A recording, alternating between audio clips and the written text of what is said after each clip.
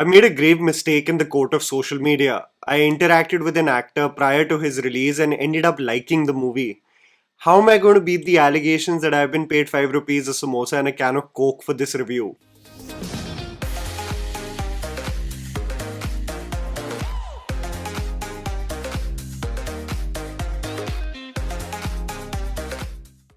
120 Bahadur, directed by Rajneesh Ghai, presents the story of the Charlie Company, the 13 Kamau regiment that fought against the Chinese in the 1962 war, a famous battle that is remembered as the Battle of Rezang. The 120 Indian soldiers, mostly coming from the Ahir community, fought against over 3,000 Chinese soldiers, inflicting such damage to the enemy that it changed the tide of the war. This chapter of Indian history is something that very few people know of, even from a national perspective, dismissing it even, finding it tough to believe that a mere 120 Indian soldiers could cause such damage to the intimidating Chinese army. The film, through the character of Ram Chandar Yadav, played by Sparsh Walia, the only survivor alive to tell the tale, recounts the events that took place leading up to the battle on the 18th of November, the preparation for war, the conditions and facilities in which the Indian soldiers survive and protect the mainland, the connection to the family that still keeps them going, and finally the events in the line of battle, specifically on how they were led by Major Shaitan Singh Bhati, played by Farhan Akhtar, forms the basic premise of 120 Bahadur, which I found to be, from a technical point of view,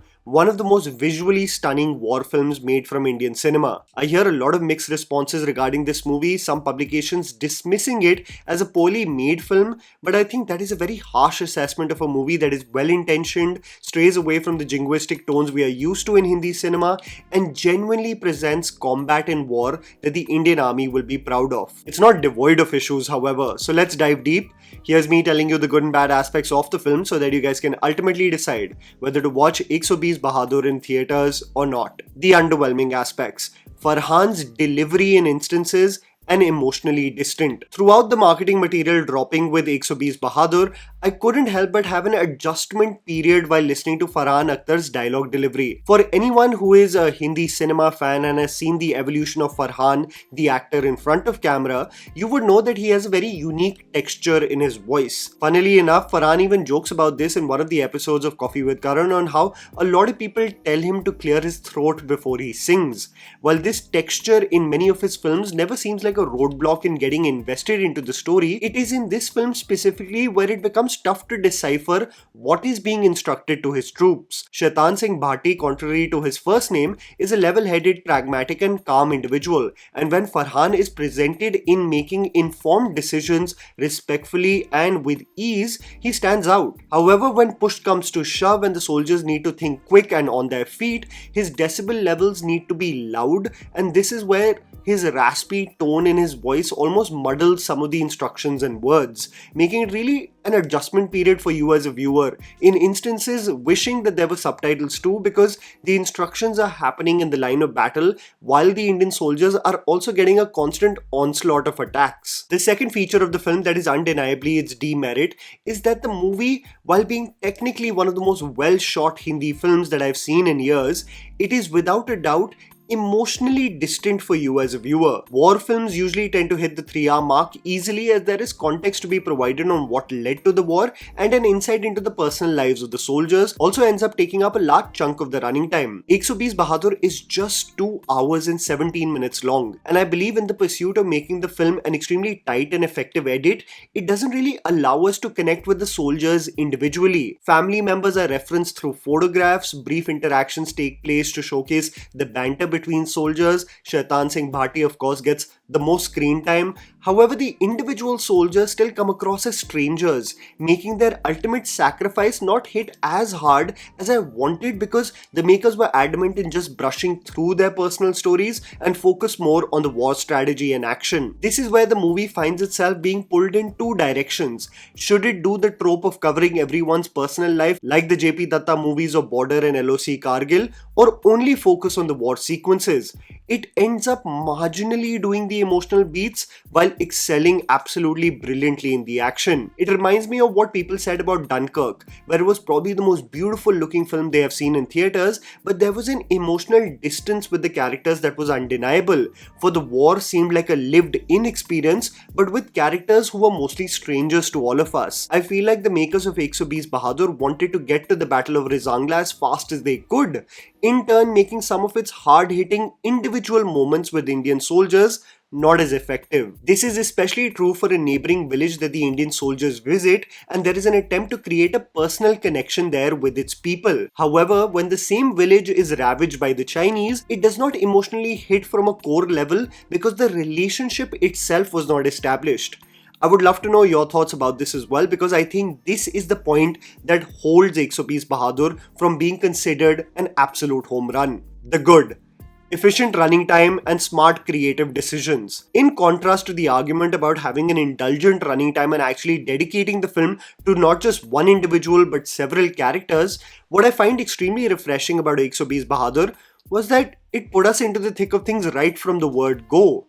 2 hours and 17 minutes for a war film is an extremely ballsy move, but other than the tropes of Hindi cinema where a romantic song is needed to highlight the relationships of Indian soldiers, there isn't any wiggle room for this movie to dip from a narrative perspective. It really provided us a glimpse of the foresight that Shaitan Singh Bhati had regarding the oncoming attack, and it beautifully set the stage of how the soldiers strategized this overwhelming onslaught. One of the creative decisions I appreciated about the movie was that the Chinese were presented as an intimidating force to be reckoned with. We are used to watching war films where the enemy is mostly saying "Ji Janab" with coal-covered eyes, and in many instances are portrayed as dim-witted and foolish. However, in this case, you see the tight ship that the Chinese have formulated, the order in which they are relentless with their attacks, having only one goal in mind as the supreme leader demands it, and it shall be met. Many filmmakers with foreign languages also either just use subtitles or transition into doing Hindi translations while the dialogues are being delivered.